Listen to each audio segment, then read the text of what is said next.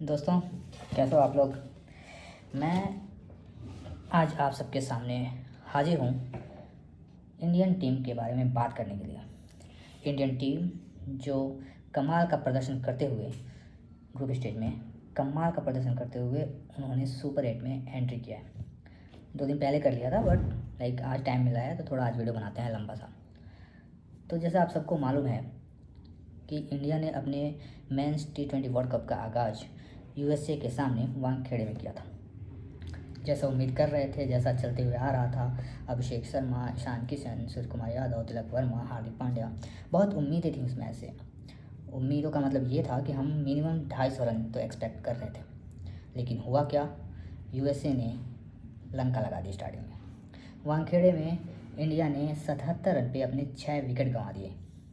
वो तो भला हो सूर्य कुमार यादव का, जिन्होंने 84 रन की कप्तानी पारी खेली और इंडिया का स्कोर 160 रन के ऊपर पहुंचा दिया। फिर इंडियन टीम की जो बॉलिंग यूनिट है उन्होंने रोक दिया पहले और 29 रनों से USA को हरा के अपना पहला मैच जीता। बॉलिंग में तारीफ़ करनी होगी सिराज की। पहले मैच में ही सिराज खेले थे, उसके बाद से अभी तक तो उनको चांस मिला नहीं है क्योंकि बुमराह और अर्शदीप अच्छा कर रहे हैं। सिराज की तारीफ़ इसके लिए बनती है क्योंकि सिराज ने अपना आखिरी T20 इंटरनेशनल खेला था लगभग 1.5 साल पहले, और फिर उनको चांस मिला डायरेक्ट वर्ल्ड कप में खेलने में, और पहले मैच में ही उन्होंने कमाल का बॉलिंग करते हुए आई थिंक 3 विकेट निकाल लिए थे। तो सिराज हमेशा से इंडिया के प्रीमियम फास्ट बॉलर रहे हैं। प्रीमियम फास्ट बॉलर बोलना आजकल थोड़ा अच्छा नहीं होता, तो सबसे बेहतरीन बॉलरों में से एक रहे हैं। तो उनका जो आगाज़ हुआ था वर्ल्ड कप में और इंडिया का आगाज़ वर्ल्ड कप में, दोनों बहुत ही अच्छे तरीके से निकला। फिर आते हैं दूसरे मैच पे जो था नामीबिया के साथ। उस मैच में इंडिया ने अच्छा खेला। एक टाइम पे लग रहा था कि 250 के ऊपर चले जाएंगे, लेकिन फिर नामीबिया के कैप्टन ने अच्छी बॉलिंग की और फिर इंडिया को 209 के आसपास के स्कोर पे रोक दिया। मैच में ईशान किशन ने दिखाया कि वो क्यों इतने डिस्ट्रक्टिव हैं, क्यों उनसे अपोजिशन को डरना चाहिए। हार्दिक पांड्या एज यूजुअल कमाल की बैटिंग, कमाल की हार्ड हिटिंग करते हुए नजर आए। इन दोनों के हाफ सेंचुरी और दूसरे प्लेयर्स के कुछ छोटे मोटे कंट्रीब्यूशन की मदद से इंडिया ने 209 का विशाल स्कोर खड़ा किया और सामने वाली टीम को 93 रनों से हरा दिया। सामने वाली टीम नामीबिया, आई थिंक उन्होंने कुल 110 रन बनाए थे, तो उसके हिसाब से हरा दिया। बॉलिंग भी अच्छी रही। वरुण चक्रवर्ती इंडिया के नंबर 1 बॉलर, इंडिया के क्या दुनिया के नंबर 1 बॉलर हैं, उन्होंने अच्छी बॉलिंग की। हार्दिक पांड्या ने अच्छी बॉलिंग की, ठीक है, सब ने। आई थिंक उस मैच में शिवम दुबे ने भी अच्छी बॉलिंग की थी। तीसरा मैच पाकिस्तान के साथ इंडिया ने खेला और इतना तमाशा बना के रखा हुआ था उस मैच को। लगभग पाकिस्तान ने लगभग 1-1.5 महीने तक बहुत तमाशा किया था, और जब बारी आई खेलने की तो वो क्या हो गया, टाय टाय फुस। तो आप बताइए कि क्या पाकिस्तान को सीरियस लेना चाहिए। मैंने तो सीरियस लेना ही छोड़ दिया पाकिस्तान को। उनका बस है कि माहौल बनाते हैं, माहौल इसके लिए बनाते हैं कि उसकी वजह से व्यूअरशिप बढ़ती है, फिर देखने में थोड़ा सा मज़ा आता है।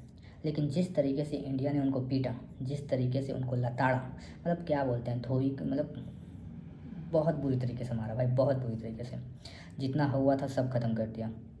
अगेन उस मैच में तारीफ़ करनी होगी ईशान किशन की बैटिंग की। कमाल की बैटिंग करी भाई ने, मज़ा आ गया। मतलब जहाँ पे लोगों ने माहौल बना के रखा हुआ था कि प्रेमदासा स्टेडियम में जो कोलंबो में है, वहाँ पे लंबे ग्राउंड्स हैं, मारना मुश्किल होगा, वहाँ पे उस बंदे ने 40 बॉल में 77 रन बना दिए। किसी ने उम्मीद नहीं की थी, और जब तक वो बंदा था लोग डर रहे थे उसके सामने बॉलिंग करने से। मतलब बंदे में दम तो है। तो उस बंदे ने अकेले उस मैच को एक तरफा कर दिया था।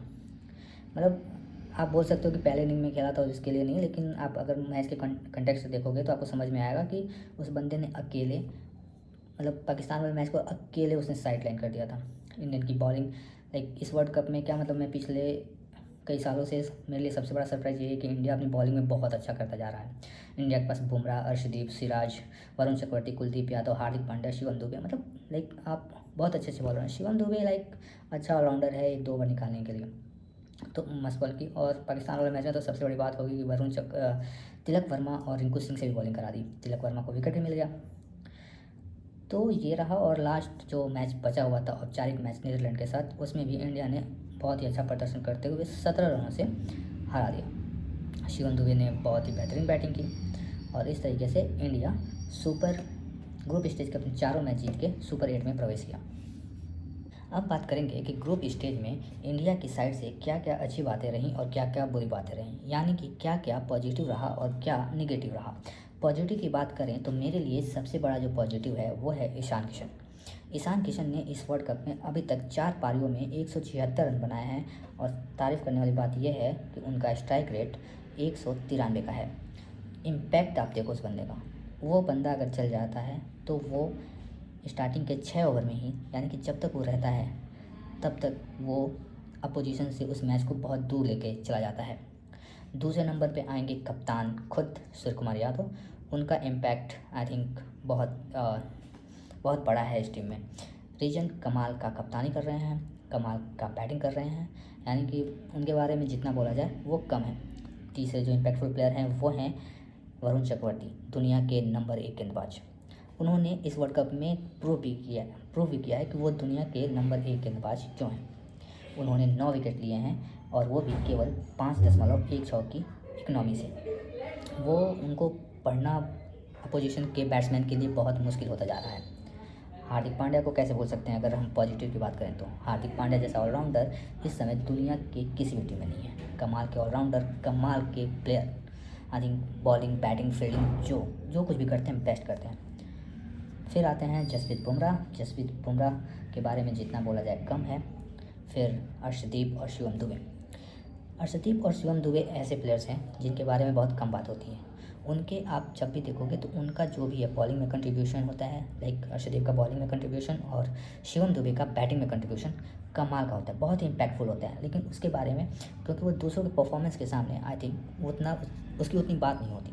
तो आई थिंक शिवम दुबे और अर्शदीप। बात कर लें निगेटिव की तो आई थिंक सबसे बड़ा निगेटिव आप लोग जानते ही हैं कि अभी तक इस वर्ल्ड कप में हमारे अभिषेक शर्मा भाई साहब का खाता नहीं खुला है। और मुझे उम्मीद है कि वर्ल्ड कप अब शुरू होगा, सुपर 8 में शुरू होगा तो भाई साहब अपना फॉर्म वापस लेके आएंगे। उनके लिए वो 3 डक मैटर नहीं है। अगर वो अगले 3 मैच में 2 मैच भी जिता देंगे तो वो बहुत बड़ी बात होगी हमारे लिए और खुद अभिषेक शर्मा के लिए भी। तो वो एक मेरे ख्याल से चिंता का सबब है, बट वो भी नहीं है, बस कहने के लिए है। बाकी इंडिया के सारे बैट्समैन जो हैं वो अच्छा रन बना रहे हैं। इस इंडियन टीम की खास बात यह है कि इसके 11 के 11 यानी 15 भी बोल सकते हो, 15 के 15 जो प्लेयर्स हैं वो इम्पैक्टफुल प्लेयर हैं और मैच विनर्स हैं। तो लाइक है तो आई थिंक इंडिया को इससे वर्ल्ड कप जीतने से आई थिंक कोई रोक नहीं सकता है। अगर इंडिया को वर्ल्ड कप जीतने से कोई रोक सकता है तो वो खुद इंडियन टीम है। तो बात करें सुपर 8 की, तो सुपर 8 में इंडिया के ग्रुप में हैं अफ्रीका, जिम्बाब्वे और वेस्ट इंडीज। तो जैसे आपको मालूम है कि अफ्रीका के साथ हमारा मैच जो है वो 22 फरवरी को अहमदाबाद के नरेंद्र मोदी स्टेडियम में खेला जाने वाला है। अहमदाबाद का जो नरेंद्र मोदी स्टेडियम है वो आई थिंक दुनिया का सबसे बड़ा स्टेडियम बोला जाता है। वहाँ पे बैटिंग पिच है तो रन ज़्यादा बनेंगे इंडिया के लिए। बस जो मुझे लगता है, भगवान ना करे कि वो प्रॉब्लम हो, कि इंडिया ने अभी तक इस वर्ल्ड कप में कभी चेस नहीं किया है।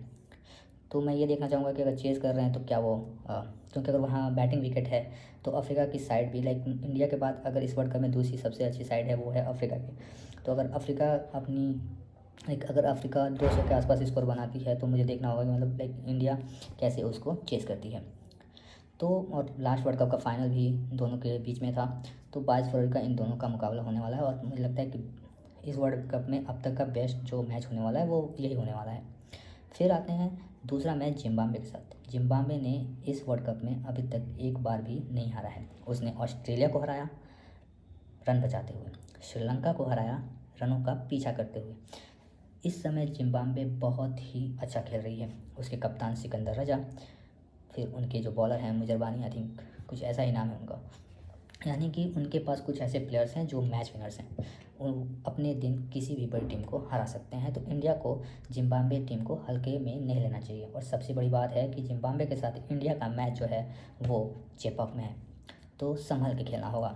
तीसरा मैच जो वेस्ट इंडीज़ के साथ है, इंडिया और वेस्ट इंडीज़ की T20 का मुझे एक ही वर्ल्ड कप में याद आता है, वो है 2016 के वर्ल्ड कप का सेमीफाइनल जो वानखेड़े में खेला गया था। उसमें वेस्ट इंडीज़ ने इंडिया को हरा के वर्ल्ड कप से बाहर कर दिया था। तो मेरा है कि इस वर्ल्ड कप में इंडियन टीम वेस्ट इंडीज़ को पूरी तरीके से हराए। और वो मैच कहाँ है वो आप सबको ही मालूम है, वो मैच है कोलकाता में। वेस्ट इंडीज़ टीम में पावर हिटर्स एक से एक भरे पड़े हैं। एक ओवर में वो मैच इधर से उधर चेंज कर सकते हैं। तो इंडियन स्पिनर्स को और फास्ट बॉलर्स को मतलब कॉन्टेस्ट होगा, वो देखने में मज़ा आएगा।